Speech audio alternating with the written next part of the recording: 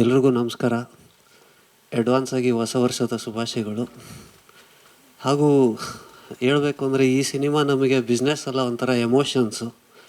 ಯಾಕಂದರೆ Supreeth KVN production ಅವರ 3ನೇ ಸಿನಿಮಾ, 3ನೇ ಆಡಿಯೋನು ನಮ್ಮದೇ.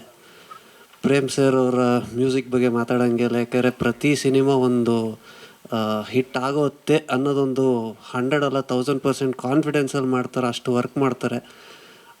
ಅವ್ರ ಸಿನಿಮಾ ಎಲ್ಲ ಬೇರೆ ಯಾರಾದರೆ ಹೋದ್ರೂ ಮಗ ಆನಂದ್ ಆಡಿಯೋಗೆ ಹೋಗ್ಬಿಡು, ನೀನು ಎಲ್ಲೂ ಹೋಗ್ಬೇಡ ಅಂತ ರೆಕಮೆಂಡೇಷನ್ ಅಂತ ಮಾಡೋ ಒಂದು ಫ್ಯಾಮ್ಲಿ ಥರ ಆಗಿದ್ದೀವಿ ಇವಾಗ.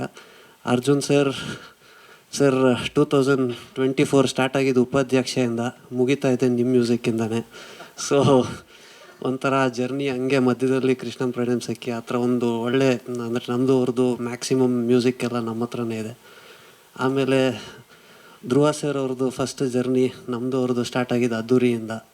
ಸೊ ಅಲ್ಲಿಂದನೇ ಅವರೊಂದು ಪ್ರಮೋಷನ್ ಪ್ಯಾಷನ್ ಆಗಲಿ ಇಲ್ಲ ಅವರೊಂದು ಇಂಟ್ರೆಸ್ಟ್ ಇರಲಿ, ಅಲ್ಲಿಂದನೇ ನೋಡ್ಕೊಂಡಿದ್ವಿ.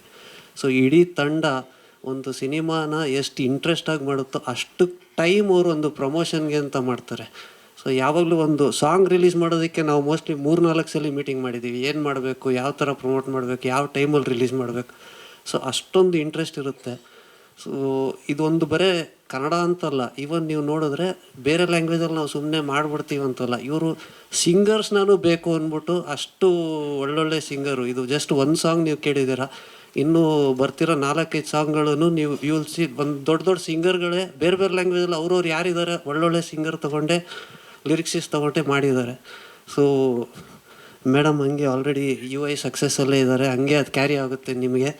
ಆ್ಯಂಡ್ ಎಲ್ರಿಗೂ all the best. Supreeth sir ಇದೇ ಥರ ಎನರ್ಜೆಟ್ ಆಗಿರಿ, ಇನ್ನು ಮುಂದೆ ಸಿನಿಮಾ ಮಾಡೋಣ ಜೊತೆಗೆ. And Prem sir thank you so much. Dhruva sir thank you. Arjun sir